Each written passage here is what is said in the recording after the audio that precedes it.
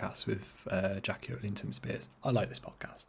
However, they made some comments about Rayan Ait-Nouri, and let's just say it annoyed Bulls Twitter, which, look, I'm not the biggest fan of Bulls Twitter, but I can kind of understand it, you know? I think basically what they said is Rayan Ait-Nouri £20 million better than Ryan Giles, who's, you know, our young left-back on loan at Rotherham?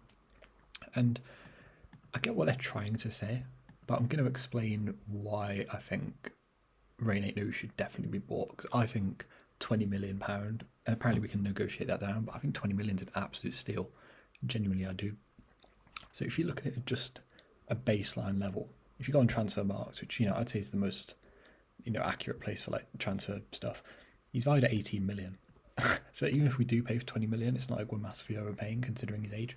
But even if you ignore that and just look at his numbers, so this is Rayan Ait-Nouri's numbers, right? So he hasn't he hasn't played a ridiculous amount of games. He's played 1,200 minutes and got a goal and assist. So he's been okay, right? If you just look at the baseline, he's played a decent amount of games for a 19-year-old in a top 5 league. But if you go to, so this website's FBref, and you're probably just looking at this and thinking, what are all these colours and these numbers? So if it plays in the green, that's good.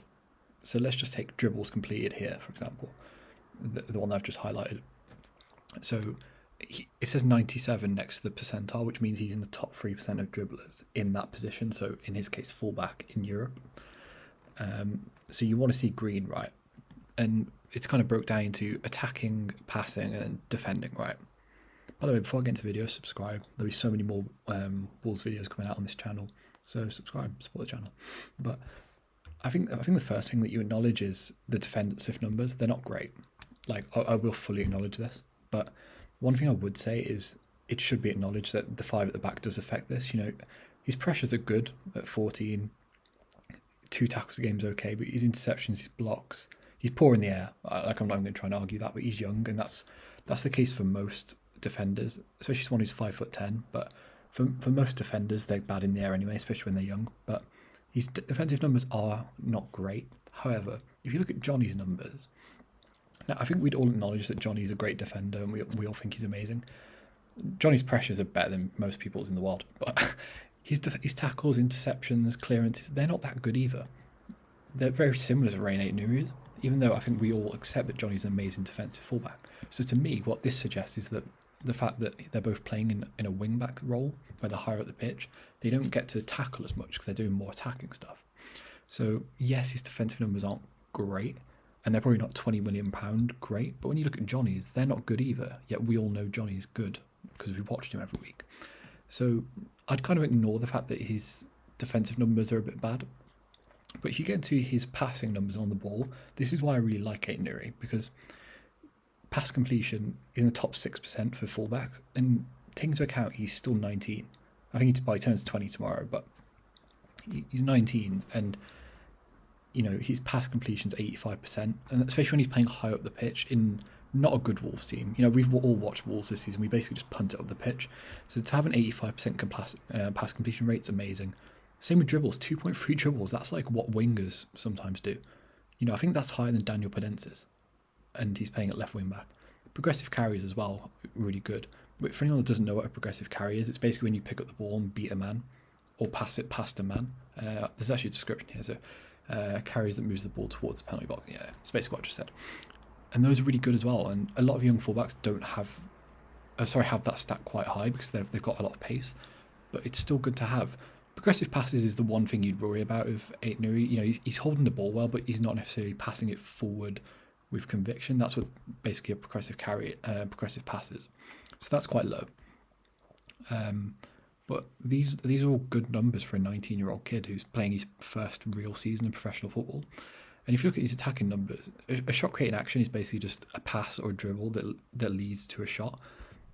Again, he's in the top 17%, 2.4.